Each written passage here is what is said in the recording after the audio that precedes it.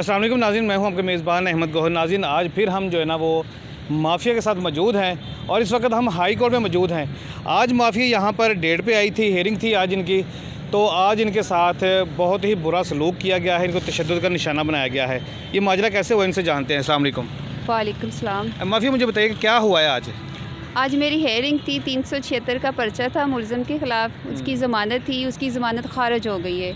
खारिज होने के बाद मैं बाहर को आई हूँ, ठीक है। इन्होंने मुझे फिर से हरासा किया है, मुझे मारने की जान से मारने की कोशिश भी की, तशद्दुद भी किया।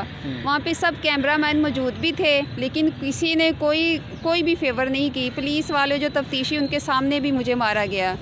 ये आप फुटेज भी निकाल के देख सकते हैं जो इन्होंने मेरे साथ तशद्दुद किया मुलज़िम लोगों ने।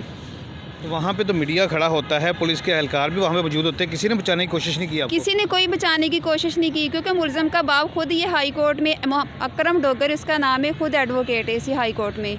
उसकी वजह से वो सारी उसकी फेवर करते हैं, कैमरामैन भी उनकी मानते हैं। मेरी किसी ने नहीं सुनी। मैं चिल्लाती हुई फिर मैं आलिया नीलम की कोर्ट में भागी हूँ, वहाँ पर मुझे सिक्योरिटी मिली है, वहाँ पर मेरी जान बच सकी है। नहीं, उनसे कोई एक्शन नहीं लिया गया, सिर्फ मेरी जान ही वहाँ से बची है। वहाँ पे जाके जज ने भी कोई एक्शन नहीं लिया? जी, कोई एक्शन नहीं लिया। आपने उनको बताया जाके मेरे साथ तशद्दुद हुआ या इस तरह का मामला हुआ? जी, मैंने बिल्कुल बताया उनको। नाज़रीन, आप आइडिया करें कि एक वाहद जो है वो सहारा या वाहद जो पनाहगाह देखी जाती है, वो अदालत ही देखी जाती है। एक ऐसी जगह होती है जहाँ पर इंसाफ की उम्मीद भी होती है और बंदा अपने आप को सेफ़ भी समझता है, और वहाँ से ये भी उम्मीद होती है कि यार यहाँ पर अगर मैं आ जाऊँगा तो मुझे सिक्योरिटी मिलेगी या मुझे इंसाफ मिल सकेगा। लेकिन जैसे वो बता रहे हैं कि मीडिया भी वहाँ पर मौजूद था और पुलिस के एहलकार भी वहाँ पर मौजूद थे, किसी ने जो है ना उसको बचाने की कोशिश नहीं की है। तो अपनी जान बचा के ये वहाँ अदालत में पहुँची, तो वहाँ से भी कोई एक्शन नहीं लिया गया है। कोई रिएक्शन तो दिया होगा जज ने, कुछ अपनी बात सुन के या कुछ तो कहा होगा? बस जज साहबा ने यही कहा था, मेरी बात सुनिए। उनको कहा था कि इसको साइड पे बिठा लें, बाद में इनकी सुनते हैं, इनसे बात करते हैं। ठीक है। उसके बाद अभी तक तो मैं यही हूँ, अदालत के अंदर ही हूँ, हाई कोर्ट में ही खड़ी हुई हूँ मैं। ठीक हो गया। तो अभी इसके बाद आप क्या करने वाली हैं? यही हो कि मैं अवाम मेरी बात सुने, ये मुझे इंसाफ दे। ये मुलज़िम जब से इनके ख़िलाफ़ FIR हो, ये एक दफ़ा इसको गिरफ़्तार नहीं किया। पुलिस वालों ने कोई भी गिरफ़्तार नहीं किया। पुलिस वाले ख़ुद बिके हुए हैं।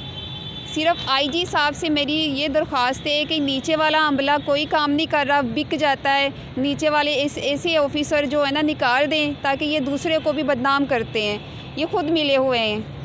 अभी आप थाने जाएं, वहाँ पे जाके एक और FIR करवाएं जो आपके साथ तशद्दुद हुआ है। तो इंशाल्लाह हमारी जो आवाम देख रही है आपके इस केस को, उनसे भी हम रिक्वेस्ट करेंगे तो आपने इस बहन की आवाज़ को उठाना है, इसको ट्रेंड बनाना है और इसको इंसाफ दिलाने में हमारी मदद करनी है।